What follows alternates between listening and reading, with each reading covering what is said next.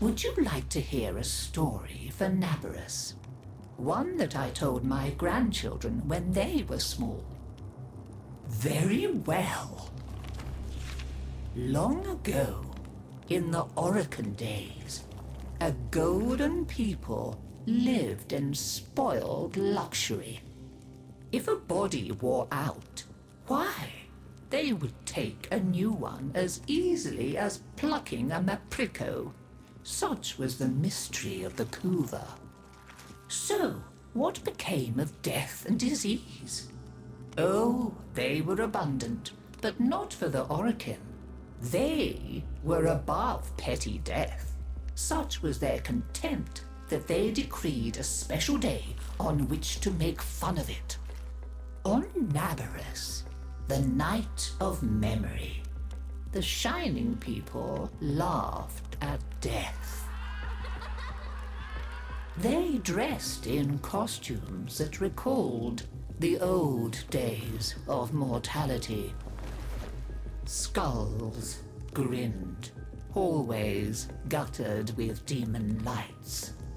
For one night, beauty was banished. Rot and monstrosity held sway.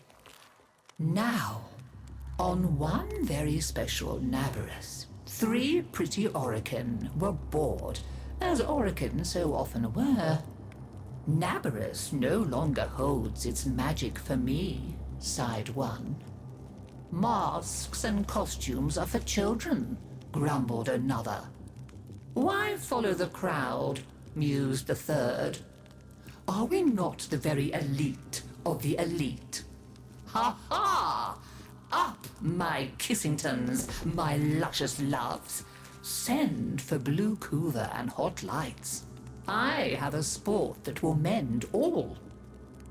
And in the corridor, behind a curtain, a solitary silent girl heard them and said nothing. Then the 3 were very wicked. For what do you think they did?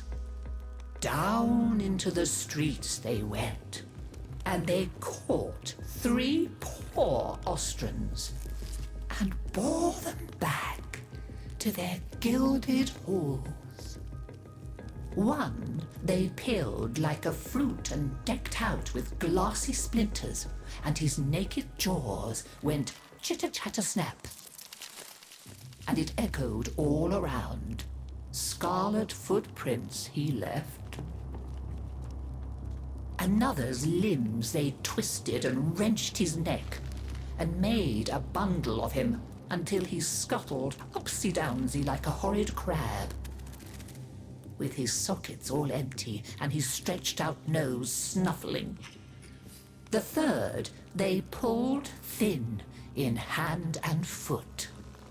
She walked spindly-wise on long tiptoes like a spider, and her entrails hung delicately down. She whispered, split-tongued and hissing as she went. Fine costumes we've made, chortled the 3 Orokin. Let us now try them on and visit our friends. What shrieking there will be! Oh, our names will live forever in the court for such a prank as this. Now, the silent girl brought them their blue Kuva, so they could take on these twisted bodies for only a short time before returning to their own. They drank and slept and woke in their 3 horrid forms. Off they went down the stairs, out the door, into the city, into the night of banners and masks and wild hilarity. Chitter-chatter-snap, scuttle-buttle, whispery-hispery. As you can imagine, there were many screams and laughs. Such cleverness, such wit. But in a high room of the tower, the silent girl looked at the faces of the 3 sleeping Orokin.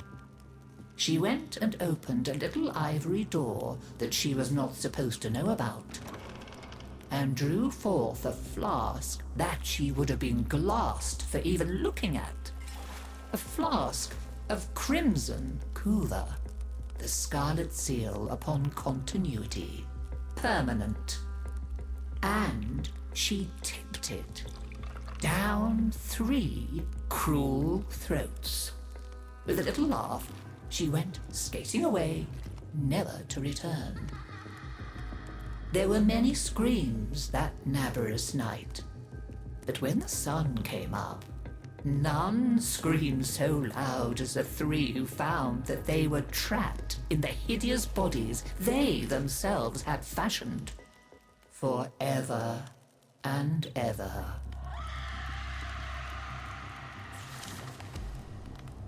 So, listen carefully, Tenno, and beware, for you may hear them coming tonight. Whispery-hispery on long stalking bones, scuttle-buttle with his eyes all empty, and skinless, dripping-handed, chitter-chatter-snap. Happy Naberus!